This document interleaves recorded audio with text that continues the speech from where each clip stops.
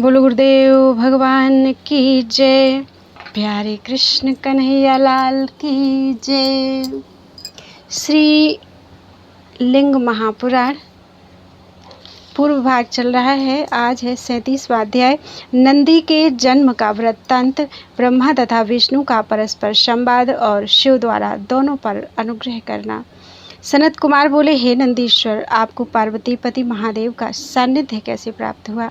हे प्रभु, मैं इससे संबंधित संपूर्ण वृत्तांत सुनना चाहता हूँ, आप उसे बताएं। नंदी कहते हैं, हे महामुनि, मेरे पिता शिलाद को एक बार संतान की कामना उत्पन्न हुई और उन्होंने अंधे होने पर भी दीर्घ काल तक कठोर तपस्या की। तपस्या में रत उन मेरे पिता की तप से प्रसन्न होकर वज्रधारी इंद्र ने शिलाद से कहा, मैं तुम पर अति प्रसन्न हूँ, अतएव वर मांगो। तब देवताओं समेत सहस्र नेत्र देवेंद्र को प्रणाम करके मुनिश्रेष्ठ शिलाद ने दोनों हाथ जोड़कर उनसे कहा। शिलाद बोले, हे भगवान, हे असुरदलन, हे सहस्र नयन, हे वरप्रद, हे सुव्रत, मैं अयोनिज तथा अमर पुत्र चाहता हूँ। इंद्र बोले, हे विप्रवर, मैं तुम्हें योनिज तथा मरण धर्मा पुत्र का वर दे सकता हूँ, क्योंकि मरणहीन तो कोई भी नहीं है। हे महामुनि, अयोनिज तथा मृत्यु से हीन पुत्र तो तुम्हें भगवान ब्रह्मा भी नहीं दे सकते। अन्य लोगों की तो बात ही क्या है, साक्षात वे परमेश्वर ब्रह्मदेव भी मृत्युहीन नहीं हैं। महान तेजस्वी ब्रह्मा भी योनिज हैं, क्योंकि उनकी भी उत्पत्ति अंड तथा कमल से हुई है। वे प्रभु ब्रह्मा महेश्वर एवं भवानी के पुत्र हैं। उनकी भी आयु दो परार्ध के बराबर कही गई है। प्रथम परार्ध में हजारों करोड़ कल्प भी ब्रह्मा के दिन के रूप में व्यतीत हो चुके हैं और द्वितीय परार्ध में उतने ही कल्प शेष हैं।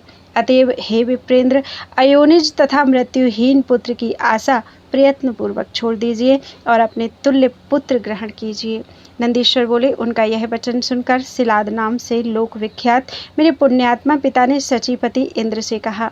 शिलाद बोले, हे भगवान, हे महेंद्र, मैंने पूर्व काल में इन ब्रह्मा के पूर्वोत्पन्न नारद नामक पुत्र द्वारा ऐसा कहते हुए सुन रखा है कि ये ब्रह्मा अंड कमल और शिव जी के अंग से उत्पन्न हैं।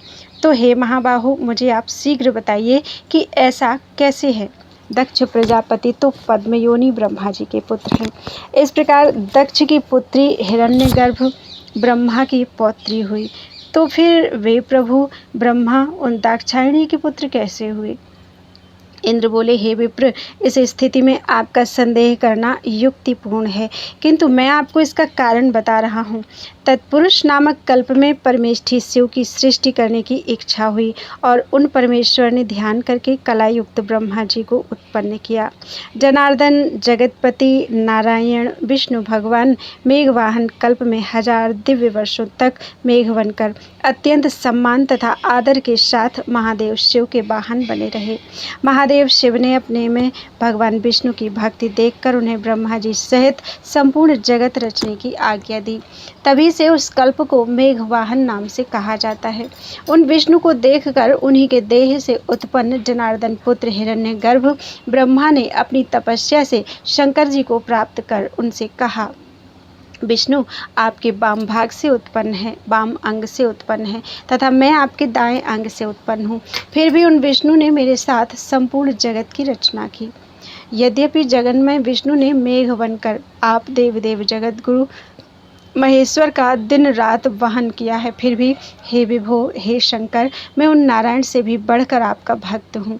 अतएव हे प्रभु, मेरे ऊपर प्रसन्न होइए और मुझे अपना सर्वात्मत्व प्रदान कीजिए। तत्पश्चात महादेव जी से सर्वात्मत्व की प्राप्ति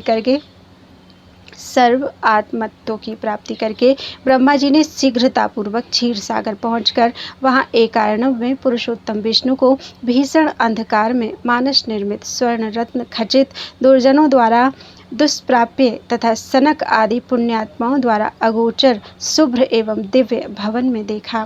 ब्रह्मा जी ने जगत को अपने हृदय में धारण करने वाले, चारों भुजाओं में शंख चक्र गदा पद्म धारण करने वाले, सभी आभूषणों से युक्त, चंद्रमंडल तुल्य आभा वाले, अपने वक्षस्थल पर श्री चिन्ह धारण करने वाले, तमोगुण से युक्त होने पर काल रूप, रजोगुण से युक्त होने पर सभी लोकों की सृजन लीला के प्रवर्तक, सत्वगुण से युक्त होने पर सभी प्राणियों के स्थापक, कमल नयन प्रसन्न मुख जनार्दन, परम पुरुष परमात्मा, ईशान सर्वात्मा, महात्मा, देवरूप ईश्वर विष्णु को उस अमृतमय क्षीर सागर में अनंत शेषनाग की सैया पर योग निद्रा में सोए हुए देखा। उस समय उनके रक्त कमल सदृश चरणों को लक्ष्मी जी अपने अरविंद तुल्य कोमल हाथों से दबा रही थीं। भगवान जनार्दन को देखकर ब्रह्मा जी ने उनसे कहा कि जिस प्रकार पहले आपने मुझे ग्रस लिया था, उसी प्रकार शिव जी की कृपा से अब मैं आपको ग्रसूंगा। भगवान विष्णु ने उठकर विस्मयपूर्ण भाव से ऊपर दृष्टि करके ब्रह्मा जी को देखा और उन महाबाहु ने थोड़ा हंसकर ब्रह्मा जी के भीतर प्रवेश किया। उन महात्मा ब्रह्मा ने भी उन्हें ग्रस लिया। तत्पश्चात ब्रह्मा जी ने अपने भ्रू मध्य से उन विष्णु जी को पुनः उत्पन्न कर दिया और इस प्रकार उनके द्वारा सृजित होकर भगवान विष्णु उन्हें देखकर उनके पास खड़े हो गए। इसी बीच पूर्व काल में उन दोनों ब्रह्मा विष्णु को वर देने वाले सभी देवताओं तथा जगत की उत्पत्ति करने वाले विश्वात्मा प्रभु परमेश्वर शिव विकृत रूप धारण करके ब्रह्मा एवं विष्णु पर महान अनुग्रह करने के लिए जहाँ विष्णु थे वहीं पर आ गए। इसके बाद उन दोनों देवों ने शिव जी के पास पहुंचकर कालाग्नि तुल्य उन सभी देवताओं तथा जगत की उत्पत्ति करने वाले महादेव का दर्शन किया। उन दोनों ब्रह्मा विष्णु ने दूर से ही सम्मानपूर्वक उन सर्व भक्तों के पापों का नाश करने वाले कपर्दी जटाजूटधारी उग्र तथा वर देने वाले शिव जी को प्रणाम किया और पुनः वे उनकी स्तुति करने लगे। जगत के स्वामी भगवान शिव पितामह ब्रह्मदेव तथा जनार्दन विष्णु पर अनुग्रह करके वहीं पर अंतर्धान हो गए। इस प्रकार से लिंग महापुराण के अंतर्गत पूर्व भाग में ब्रह्मा को वर प्रदान नामक 37वां अध्याय पूर्ण हुआ। बोलो वृंदावन बिहारी लाल की जय। 38वां अध्याय विष्णु द्वारा महेश्वर के महात्म्य का कथन तथा नारायण द्वारा सृष्टि का वर्णन। नंदीश्वर बोले, तदनंतर महेश्वर महादेव के चले जाने पर ब्रह्मा जी से उत्पन्न भगवान विष्णु पद्मयोनि पितामह को उद्देश्य करके प्रणाम कर उनसे कहने लगे। श्री विष्णु बोले, सर्वत्र गमन का सामर्थ्य रखने वाले ये परमेश्वर ईश्वर जगन्नाथ महेश्वर शिव संपूर्ण जगत के तथा हम दोनों के शरण हैं।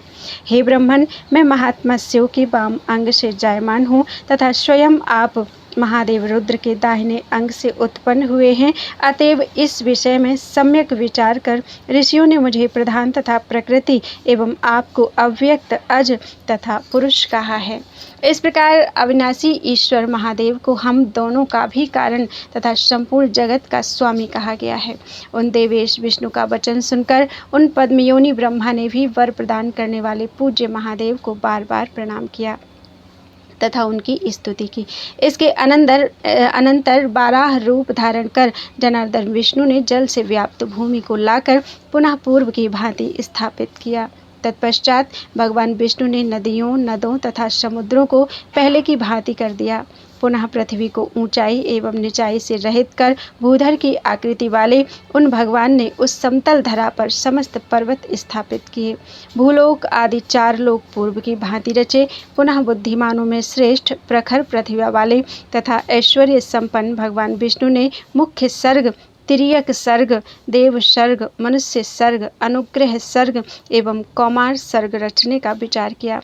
उन विष्णु ने आरंभ में सनंद, सनक तथा महात्माओं में श्रेष्ठ सनातन का सृजन किया, जो निष्काम ज्ञान योग में प्रवृत्त होकर ब्रह्म स्वरूप हो गए।